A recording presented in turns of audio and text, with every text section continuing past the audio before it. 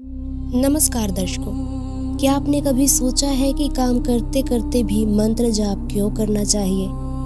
आखिर इससे भक्त को क्या क्या लाभ मिलते हैं?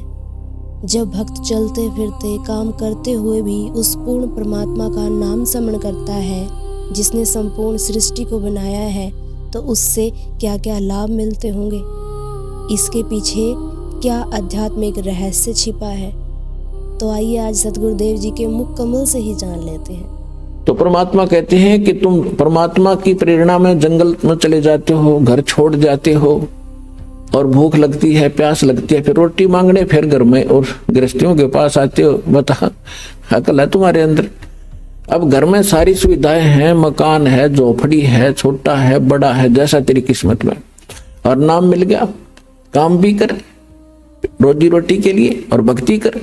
और जिस काम को पहले आप करने में सारा समय लगा देते थे वो पूरा नहीं होता, बरकत नहीं होती। भगवान की भक्ति में यह शक्ति और है, आपके घर में बरकत करेंगे, आपके शरीर को स्वस्थ करेंगे, आपके आने वाले जो पाप कर्मों के दंड हैं उनको दूर करेंगे, तो आपको निर्मल करके रखेंगे, आपको बरकत भी देंगे और मोक्ष भी इसी विधि से मिलेगा।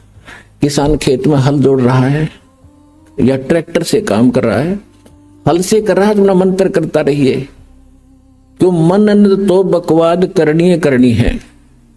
ये तो हल बा रहा है तो कोई रागनी गा रहा है या फिल्मी गाने गुनगुना रहा है, तो उन बकवादों को छोड़कर मालिक की वाणी बोले, उस वाणी से और या सुमरण करता रहे, तो उस सुमरण के प्रभाव से जो बीज बोया जा रहा है और उससे जो फल आवेगा और उसको जो खावेगा, उसमें भी वो नेक विचार और भक्ति का अंश जाएगा, वो भी एक दिन भक्ति में लग जाएगा।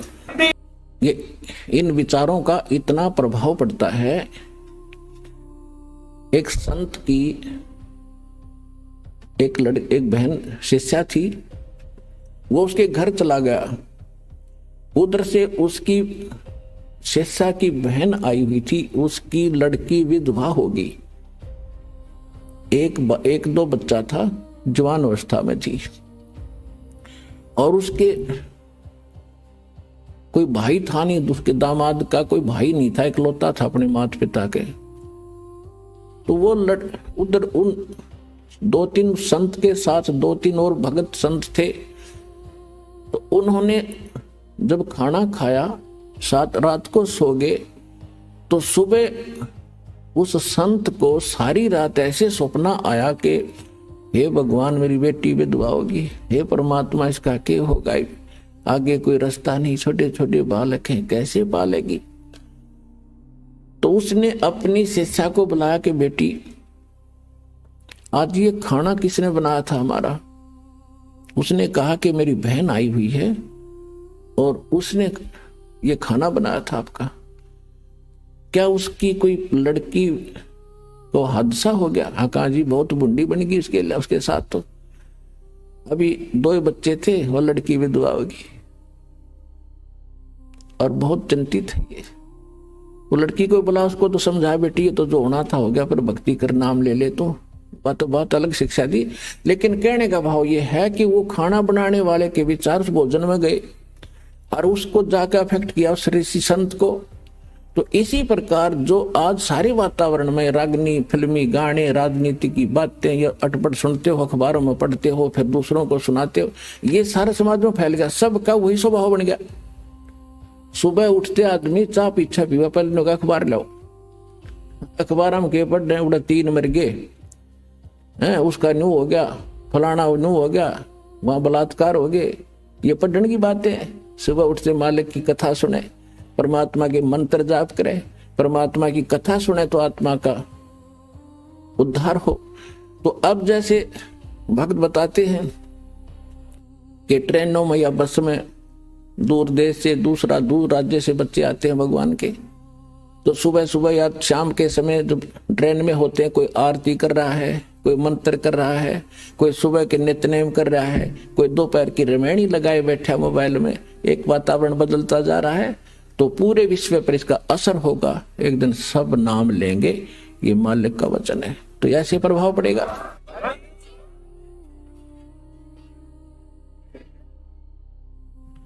तो अब ये वातावरण ऐसे बदलेगा परमात्मा की वाणी में बहुत ताकत है और विधिवत वो वाणी प्राप्त होती है, उसी से असर होता है।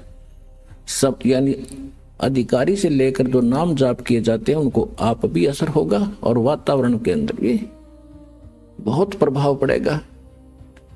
अब आप देखते हो कितने टीवी चलते हैं सब जगह, ये राजनीति की बातें फलाना ये डकड़ा ये बड़ा, इसको तो एक नंबर पर मान रहे हैं। ये एक नंबर पर तो इन टीवी वालों ने भगवान की चर्चा सुनानी चाहिए दिन में कई बार, ताकि आत्मा इंसान की बुद्धि बदले, बुराइयों से दूर हो और संसार में शांति पैदा हो। या तो शांति पैदा कर रखी है। अब फिल्मों में देखते हैं विवाह करते हैं जो इतनी बड़ी बारात दिखाओगे और 1 किलोमीटर से बाजे बजाने वाले तुर तुर करते, तो आम आदमी की विवाह वृत्ति होती जा रही है। तो ये सारा काम बिगाड़ दिया इस मीडिया ने गलत प्रचार करके। ये प्रचार करे भगवान का, सुबह उठते सब देखें, किसी टाइम भी टीवी लावे जब मालिक की चर्चा पावे, तो एकदम परिवर्तन होगा पूरे विश्व में। ऐसे ये तो होना ही है, क्योंकि भगवान ने ये इंस्ट्रूमेंट बनवाए न्यू है। ये कितने दिन इनमें दुरुपयोग करेंगे उसका समय आने दो। जनता जागेगी जब इनको कहेंगे भाई ये नहीं, अच्छी बात चलाओ, इसमें बच्चों पर अच्छा असर पड़े, माँ बाप पर भी अच्छा असर पड़े और सारे संसार में एक सद्भावना उत्पन्न हो, तो वो समय तो आएगा। क्योंकि ये बनवाए इसीलिए है परमात्मा ने। नहीं 10 साल पहले कितना थे ये, 15 साल पहले। अब इसलिए दाता ने इंस्ट्रूमेंट, मोबाइल, इनके अंदर ये मेमोरी कार्ड, इसमें 20-20, 40-40, 100 घंटे के सत्संग सुन लो, डाल लो, नए नए सुनो दिन में मंत्र। न अनपढ़ आदमी सुन लो कान का ला कर, दूसरे नहीं ना पता चला के बोल रहे के सुने।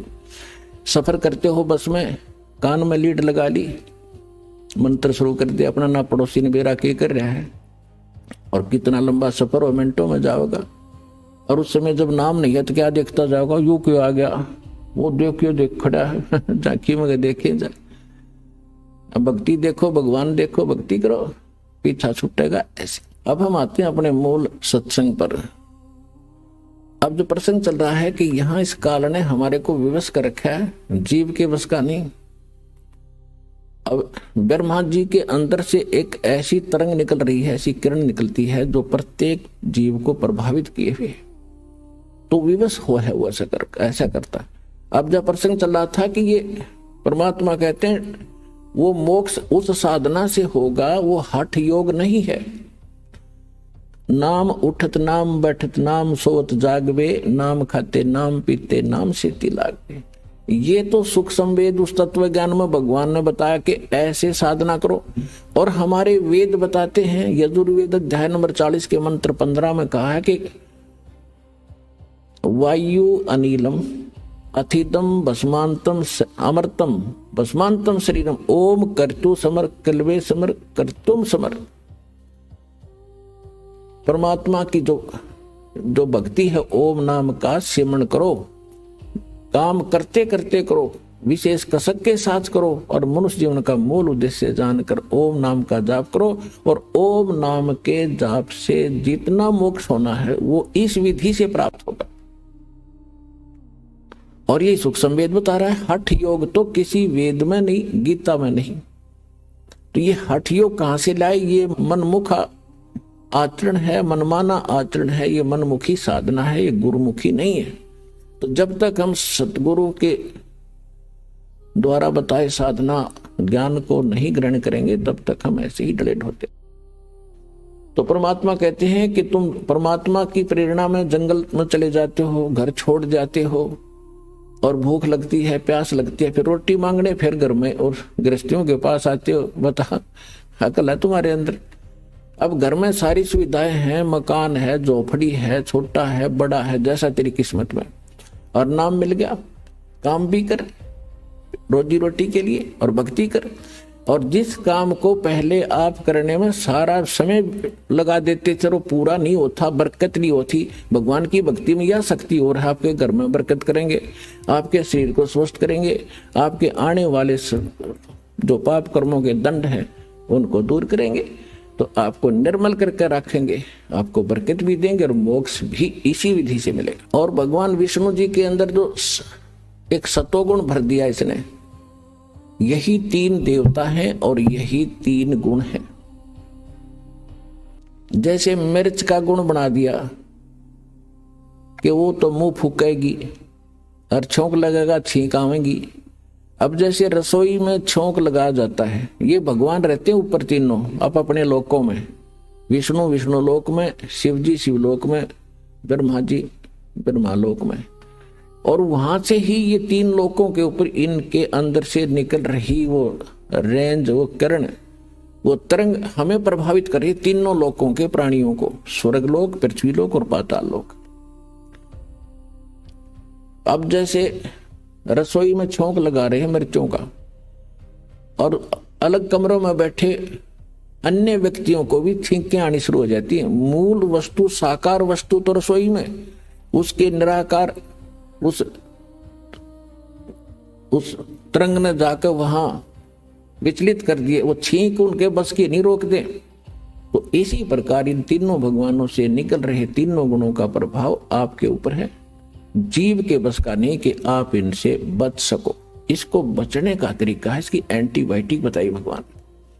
वो क्या है कि डेरे डंडे खुश रहो और खुश रे लहे न मोक्ष। ध्रुव प्रहलाद भी जब उधर गए तो फिर गृहस्थी में क्या दोष। यानी आपको फिर भी क्लियर करते हैं कि गृहस्थी का तात्पर्य ये नहीं है कि कोई ब्याह करवाना गृहस्थी हो है। ब्रह्मचारी रहो या गृहस्थ में रहो, घर में रहो यानी करके खाओ, करो और भक्ति करो। कर्म सन्यासी नहीं होना चाहिए, कर्म योगी बने रहो। जैसे हमारे यहाँ भक्त रहते हैं जिन्होंने कईयों ने शादी नहीं करा रखी, तो वो कर्म योगी हैं, यहाँ कर्म सन्यासी नहीं है, वो भी गृहस्थी समझ लो। यहाँ सबकी सेवा करते हैं, अपना भक्ति भी करते हैं और साथ में अपनी सेवा भी करते हैं। तो इसी प्रकार भक्ति इस मोक्ष होगा इस मंत्र से जो दास के पास है, और इस सिमरण से, चाहे वो गृहस्थी शादी शुदा करो और चाहे ब्रह्मचारी करो, दोनों का मोक्ष इसी से होगा। चाहे खुश रहे करो, इजड़े करो, वो भी मनुष्य है, वो भी पार होंगे। पर यह वृत्ति बदले जब बात बने, तो ज्ञान से सत्संग सुने तो सबको असर होगा। भाई जो गुरु बचन पे डट गे रकट गे फंद 84 के, कट गे फंद 84 के, रकट गे फंद 84 के। भाई जो गुरु बचन पे डट गे रकट गे फंद 84 के। वस्तु मिली ठोर की ठोर, मिट गई मन पापी की दौड़। वीडियो के बारे में आपकी क्या कुछ राय है, हमें कमेंट में बताना ना भूलें। वीडियो को ज्यादा से ज्यादा शेयर करें। धन्यवाद।